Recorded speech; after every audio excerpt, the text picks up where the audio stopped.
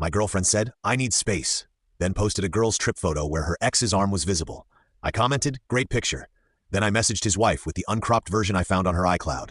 The internet drama that unleashed was spectacular. I, 28 male, am sitting here watching my ex-girlfriend's entire world implode in real time on social media. And honestly, I'm eating popcorn. 3 weeks ago, my girlfriend Tessa, 26, hit me with the classic, "I need space to find myself" speech. We'd been together for 2 years, living together for 8 months. Things seemed fine. We'd literally just booked Christmas flights to visit my family. "I'm not breaking up with you," she insisted. "I just need some time to figure out what I want. Maybe stay with my friend Adrian for a few weeks. No contact would be best while I sort through my feelings." It hurt, but I respected it. Gave her a hug, told her I understood, helped her pack some bags. She left her laptop and iPad at our place since it's still my home too. Right? Right. A week passes. Radio silence from her end, which is what she asked for. I'm respecting the boundaries, going to work, hitting the gym, trying not to spiral. Then my buddy Devin texts me, "Yo, did you see Tessa's Insta story?" I check. There she is with 3 other girls at some beach resort. Caption, "Sometimes you just need your girls. Girls trip self-care. Finding myself."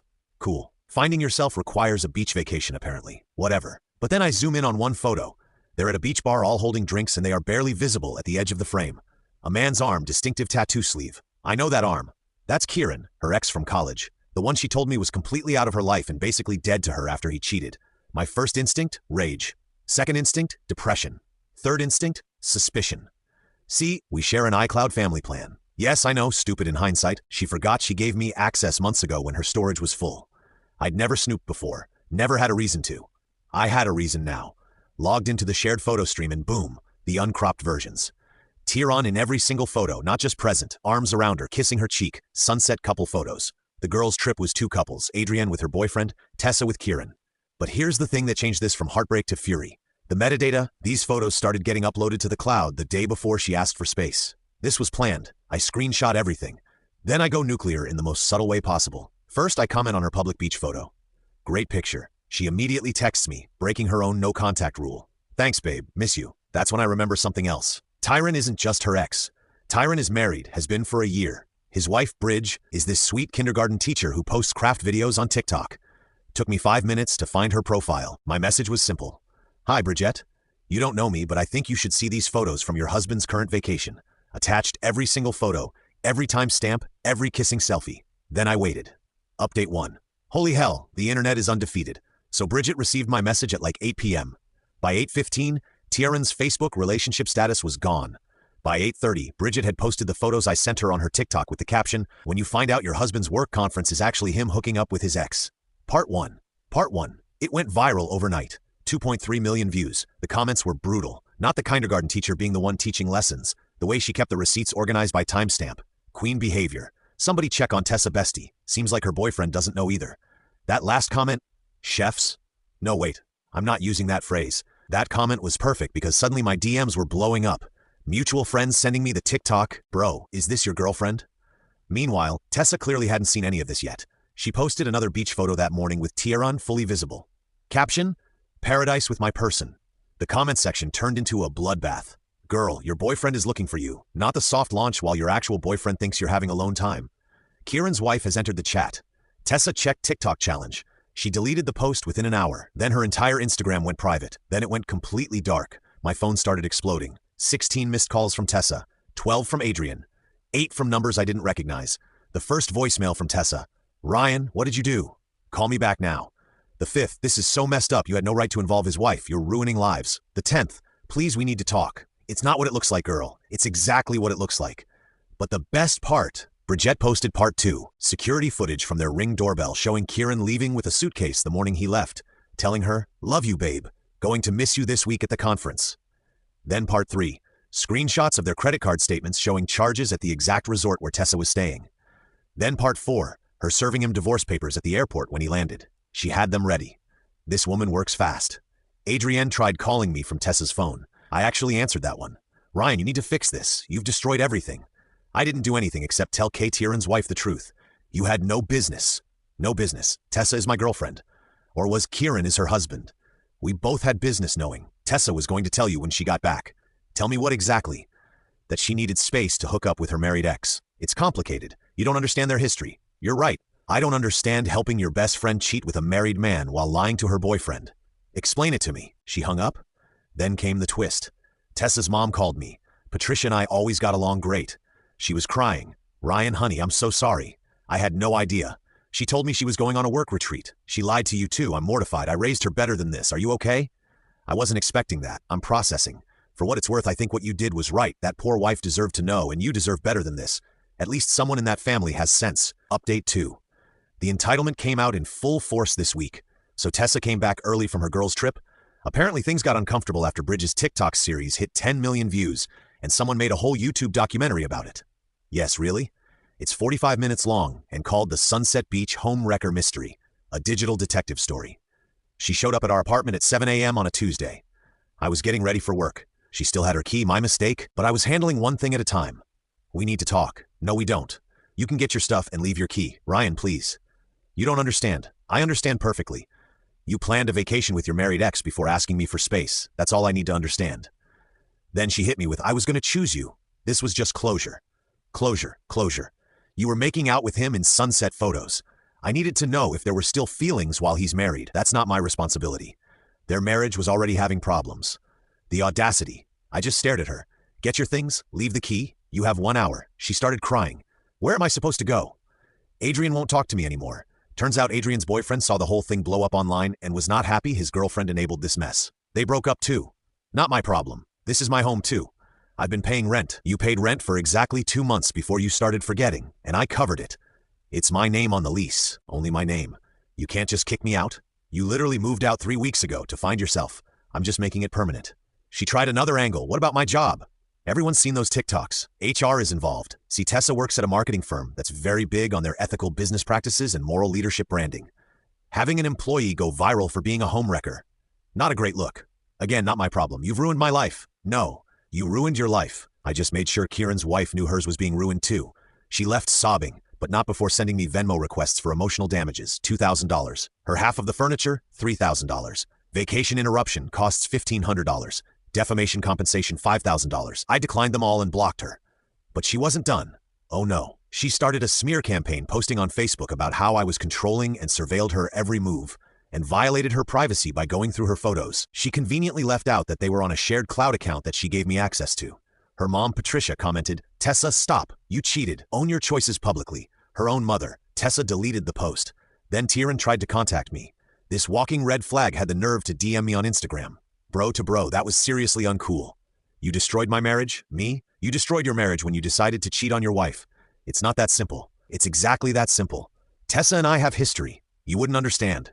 I understand you're both cheaters who deserve each other. I'm going to lose everything in the divorce because of you. Good. He threatened to sue me for alienation of affection, which his lawyer apparently told him isn't even a thing in our state. Blocked him too. The best update though. Bridge reached out to thank me. "I know this must have been painful for you too, but thank you for telling me. I was already suspicious. This was the proof I needed. My lawyer says the evidence you provided makes this a slam dunk. I'm sorry you got hurt too. Class act, that woman." Update 3. The escalation has been something. So Tessa's job situation imploded completely. Turns out when you work in social media marketing and become infamous for being the other woman in a viral cheating scandal, clients get nervous. 3 major accounts specifically requested she be removed from their campaigns. HR gave her the choice: resign with 2 weeks severance or be fired with nothing. She chose resignation. Guess who she blamed? Yep, yours truly. She actually sent me an invoice from a lawyer. An invoice for $50,000 for intentional infliction of emotional distress and tortious interference with employment. My response was to forward it to my cousin who's a lawyer. His response, "Lao, tell her to pound sand." So I did. Literally, I sent her a photo of sand with the message, "Your lawyer's retainer would be better spent here." But here's where it gets wild. Remember how I mentioned Tessa left her laptop here? Well, she finally remembered and demanded it back. Fair enough. It's hers. But when she came to get it, I left it with the building's front desk security. She forgot one crucial detail. She was still logged into her email on my PlayStation. You know, the one she used to use for Netflix. I wasn't snooping. I was trying to log her out when I noticed an email thread in the preview. The subject line, "Re our little secret," from Kieran, dated 6 months ago. This wasn't a recent reconnection. They'd been talking for half a year. Planning this while she lived with me, while we planned our future, while I helped cover her rent because she was struggling financially. The emails detailed their meetups when I was at work. When she said she was at girls' nights, when she visited her sick grandmother. Hubby Topo commented on Facebook last week that she hasn't seen Tessa in over a year. I took screenshots of everything before logging her out. Not to post anywhere, I'm not that petty, but for my own closure to know I wasn't crazy. All those times I felt something was off, but she gaslit me into thinking I was paranoid. I was right. Then karma hit in the most beautiful way. Bridge's divorce lawyer subpoenaed Tessa as a witness. Apparently, in their state, infidelity affects asset division, and they needed Tessa's testimony about the timeline of the affair. Tessa called me screaming, "I have to testify under oath because of you." "No, you have to testify under oath because you had an affair with a married man." "They want my phone records, my emails, everything." "Should have thought about that before." "Can't you tell them to leave me alone?" "How would I even do that, and why would I?" "Because if you ever loved me, you'd help me. If you ever loved me, you wouldn't have been cheating for 6 months." Silence. "Then how did you log out of your accounts when you leave someone's apartment?" Basic Digital Security 101. She hung up, but the absolute peak entitlement came from Adrian. She found my LinkedIn and messaged me there because I'd blocked her everywhere else. "You owe Tessa an apology. She's staying on my couch and cries every night. She lost her job, her reputation, and her future because you couldn't handle a break with dignity. A real man would have fought for her instead of destroying her. You're pathetic." My response: "A real friend wouldn't have enabled her infidelity. Also, I thought you weren't talking to her anymore. Guess your boyfriend leaving you changed that calculation. Misery loves company, huh?" She reported me to LinkedIn for harassment. They reviewed it and found no violation. Meanwhile, Patricia, Tessa's mom, sent me a Venmo for $500 with the note for the rent Tessa should have paid. I'm sorry, I sent it back with, "You don't owe me anything. You're a good person. Your daughter's choices aren't your responsibility." She sent it again with, "Please, for my own peace of mind." I donated it to a local charity that helps cheating victims with therapy costs. Sent her the receipt. She liked the gesture. Final update. It's been 2 months now since this all started. Time for the final update, because honestly, I'm ready to close this chapter completely. The legal threats came to nothing. Tessa's lawyer dropped her after she couldn't pay the retainer. Kieran's lawyer told him he had no case. The only real legal action was Bridge's divorce, which was finalized last week. She took him to the cleaners, got the house, the better car, and alimony. Queen really did deserve better. Tessa's professional life never recovered. The marketing world in our city is surprisingly small, and being the face of a viral cheating scandal doesn't exactly scream trustworthy brand representative. Last I heard through the grapevine, she moved back to her hometown 3 hours away to work at her dad's insurance office. But before she left, she tried one more absolutely bonkers move. She started a podcast, I'm not kidding, called Truth and Consequences, My Side of the Story. Episode 1, The Surveillance State of Modern Relationships, about how I violated her privacy. Episode 2, When Love Becomes Control, implying I was abusive with 0 examples because there were none. Episode 3, The Internet Mob Mentality, about how going viral ruined her life. Each episode got ratioed to hell in the comments. The podcast hosting platform actually removed it after episode 3 for violating community guidelines against harassment, since she kept naming me and Bridge specifically. But my favorite part, Bridget started her own TikTok series called Rebuilding After Betrayal. It's actually really positive and helpful about healing, recognizing red flags, and starting over. She has 500K followers now and just got a book deal. She sent me an advance copy with a note. "None of this would have happened without your honesty. Thank you for giving me my life back."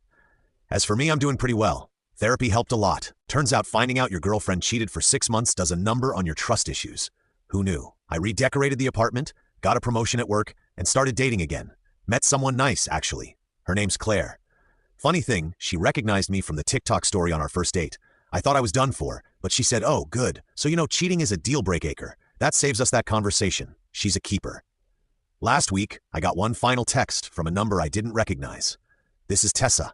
I know you hate me and you have every right to. I just wanted you to know that I realize now how badly I screwed up. Tyron left me for someone else the moment his divorce was final. I lost everything for someone who didn't even want me. I'm in therapy now, trying to figure out why I do these things. I'm sorry for everything. You deserved better." I didn't respond. There's nothing to say, but I did finally feel closure, peace, something like that. The funny thing about this whole mess is that if she'd just been honest and broken up with me, it would have sucked. But I would have moved on. Instead, she chose to lie, cheat, gaslight, and then play victim when caught. She created her own downfall. But I learned something valuable. When people show you who they are through their actions, believe them. Don't let words convince you otherwise. And never ever share iCloud accounts with someone you're dating. Oh, and one final update. Tyron apparently tried to slide into Claire's DMs last week with, your boyfriend is crazy, right?" She screenshot it, posted it on her story with, "Actually, he's wonderful, but you're clearly still trash," and tagged Bridge, who reposted it with crying, laughing emojis. The internet remains undefeated. I'm done with this saga. Time to live my life without looking backward. Thanks to everyone who followed this absolute dumpster fire of a story. May your relationships be drama-free and your iCloud accounts forever separate.